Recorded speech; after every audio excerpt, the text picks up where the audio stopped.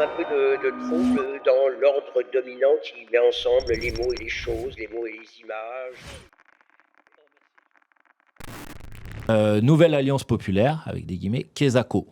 Alors ça fait référence à une interview que j'ai donnée dans le journal Le Parisien, ça doit être il y a à peu près un mois.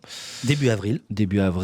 Donc plus d'un mois, dans lequel j'ai évoqué, dans le cadre de la préparation de l'élection présidentielle à venir, j'ai utilisé ce terme, la volonté de la France insoumise à travers cette élection présidentielle. Et la séquence, parce que la séquence, c'est pas juste l'élection présidentielle, c'est l'élection présidentielle et les élections législatives qui suivront.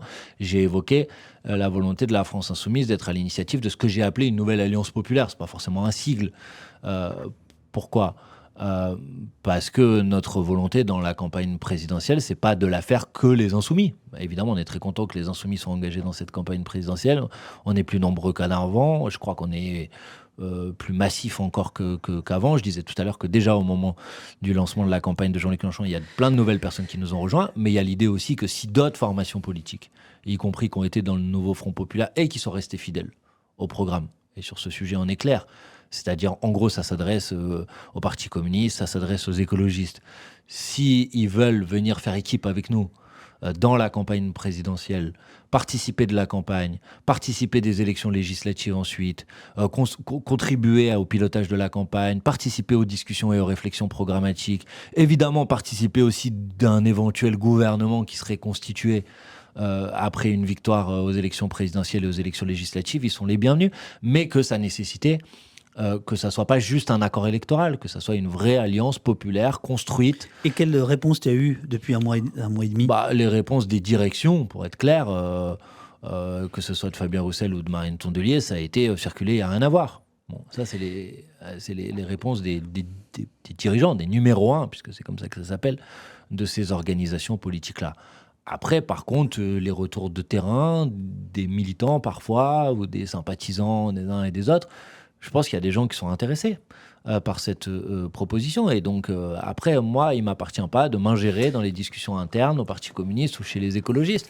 Mais je pense qu'il y a des gens dans ces formations politiques qui portent l'idée que, à l'élection présidentielle de 2022, ils vont faire la même chose qu'à l'élection présidentielle de 2027, c'est-à-dire s'entêter pendant toute la campagne à présenter une candidature identitaire pour à la fin, pour certains, faire moins de 2%, un peu plus de 2%, 2,4%, pour les autres faire moins de 5% pour les écologistes, et puis après avoir des chaudes larmes à pleurer au lendemain de l'élection présidentielle pour dire que la gauche est absente du second tour de l'élection présidentielle.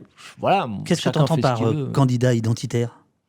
Des candidatures qui, pour certaines d'entre elles, donnent le sentiment, mais c'est mon analyse, qu'elles sont plutôt là pour porter une bannière et donner de la visibilité à un parti, plutôt que avec une stratégie lui permettant véritablement de l'emporter.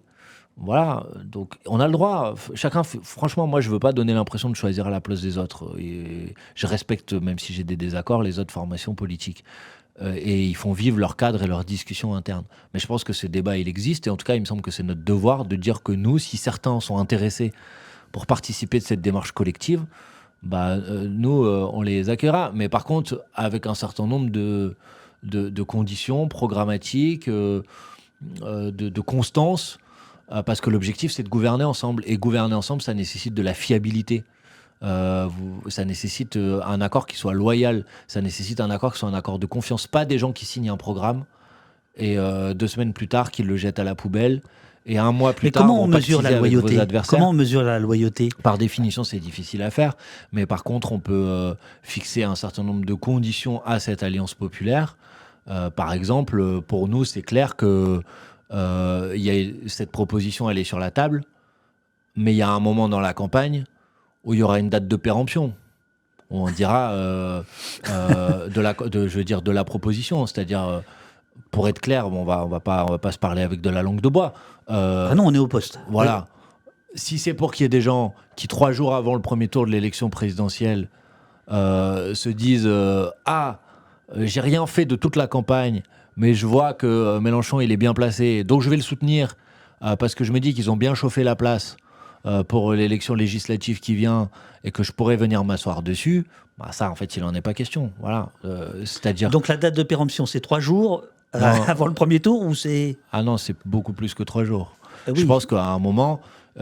c'est normal qu'il y ait des débats qui aient lieu dans les organisations politiques, c'est normal qu'ils aient du temps pour en débattre, mais là on parle d'une bataille qui est une bataille fondamentale contre l'extrême droite, donc je ne peux pas garantir moi, parce que je parle avec quelqu'un, s'il va être absolument respectueux de sa parole, personne ne peut le faire, ni moi, ni les gens du chat, ni toi.